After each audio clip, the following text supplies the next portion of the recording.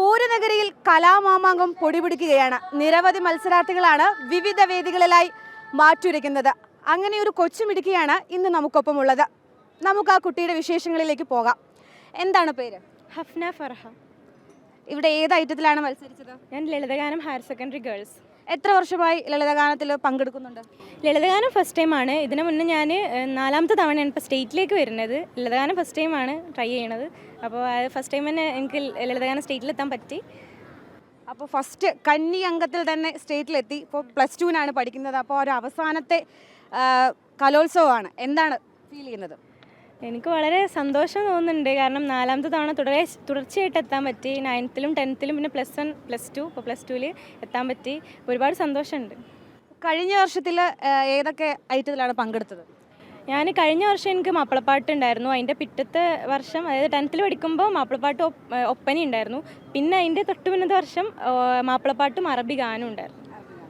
അപ്പോൾ ഇത്തവണ മാറ്റുരച്ച മനോഹരമായ ലളിതഗാനം ഞങ്ങളുടെ ജനം TV പ്രേക്ഷകർക്കായി ഒന്ന് ആലപിക്കാമോ? പിടിക്കണം.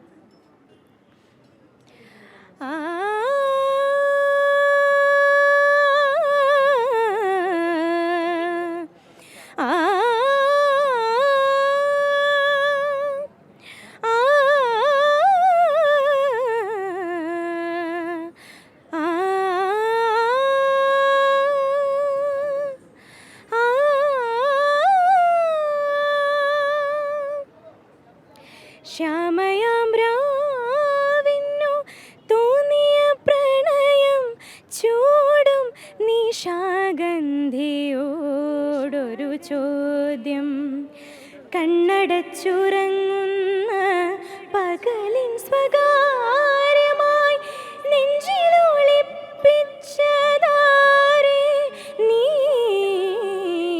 നെഞ്ചിലൊളിപ്പിച്ചതാരേ. വളരെ മനോഹരമായി ആലപിച്ചു. ഭാവിയുടെ വാഗ്ദാനമാണ് നിൽക്കുന്നത്. മികച്ചൊരു ഗായികയായി വരാൻ സാധിക്കട്ടെ എന്ന് ആശംസിക്കുകയാണ്. ഏത് സ്കൂളിൽ നിന്നാണ് വരുന്നത്? ഞാൻ AKMHS കോട്ടൂർ, മലപ്പുറം. അപ്പോൾ മലപ്പുറത്തിൻ്റെ മുത്താണ് ഇവിടെ നിൽക്കുന്നത്. ക്യാമറാമാൻ സന്തോഷ് തിരുമലയ്ക്കൊപ്പം അശ്വതി സതീഷ്, ജനം.